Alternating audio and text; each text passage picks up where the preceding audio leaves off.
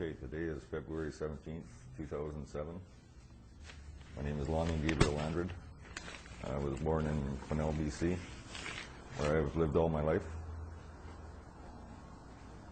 And I'm here to tell a story about what had happened to me in 1999. So you were living in a cabin on the Nass Highway? On the NASCO Highway. On the NASCO Highway, and what year was that? 1999. 1999, and you were employed at the time doing what type of profession? I was doing a danger falling. Danger falling for? Yes, for all the local sawmills. Oh, okay. Okay. My brother's a general contractor for the mills. And I know most of the people in Quesnel because I've lived there all my life. The situation started, I'd gone into town, and because I don't have running water at my cabin, I was going to my friends and having a shower. Well, it was October 11th. I was house sitting for a friend of mine, and she wanted me to look after a trailer for 6 weeks. So I was staying there and traveling back and forth to work from the trailer with my brother. And I was painting her cupboards. The previous Friday, which was October 8th, I had gotten laid off work. And I had just finished painting her cupboards. I went for sleep, and I woke up at 1:30 in the morning and I had no cigarettes. So I went for a walk up to Sugarloaf Ballpark, which is kind of a shortcut to go to 7-Eleven. When I got to the top of the hill, I heard this vehicle pull in. So I walked slowly up the hill and was looking to see who this might be, and I seen a police car with the lights on in the interior, and there was a van, a dark colored van, backed into the hill below me. And I was wondering what was going on, and I just stayed in the shadows and just watched what was happening. And this police officer got out of the van and walked around to the side of the police car, which was driven by Bev Hosker. And he was talking to her. I couldn't hear because her car was still running. I couldn't hear what was said.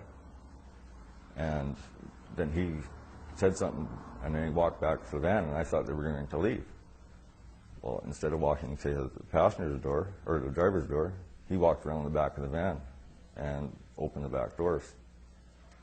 And when the back doors opened up, the interior light was on, and I seen a pair of feet sticking out of a beige-colored carpet.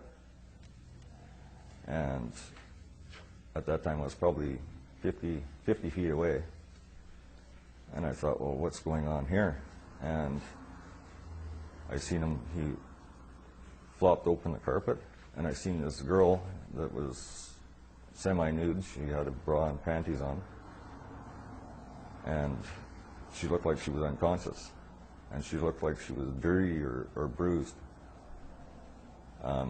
Then I heard the police car door open, and she walked. I had seen this lady, Bev Hosker, get out of the car and walk around to the trunk. Well, I didn't see her using any keys. I was looking around the other side of the tree and watching her. And she had opened the trunk and took out 2 jugs of bleach. They looked like bleach jugs. And when I looked back around the tree on the other side, I seen this police officer, and he had lifted the girl up and he had her by the hair, and I seen him stick a knife in her neck right about here.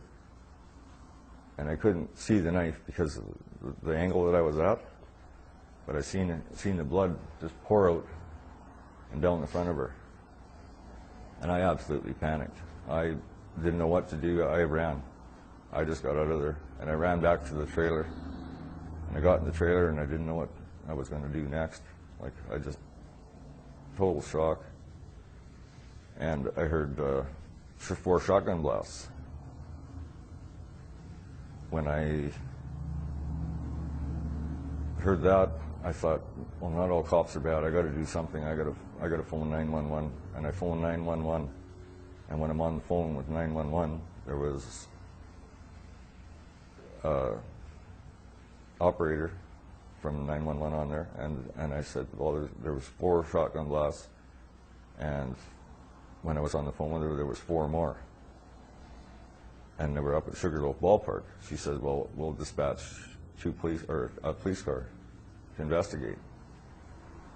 And I hung up the phone, and I was totally shaken. I went to the liquor cabinet, and I got out a bottle of vodka, and I sat down, and I had several drinks. And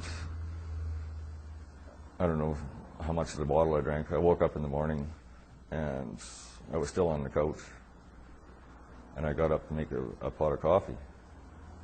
And in the trailer, the kitchen's in the center of the trailer, and when I was making the coffee, it's right below the window, and I looked out, and I seen 2 police officers going into the trailer next door in number 1 Bartels, and the trailer I was looking after was number 24 Bartels.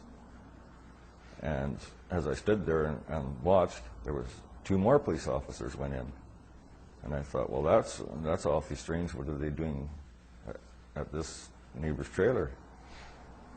Well, I watched all day, and they had set up surveillance cameras and everything on the trailer that I was looking after.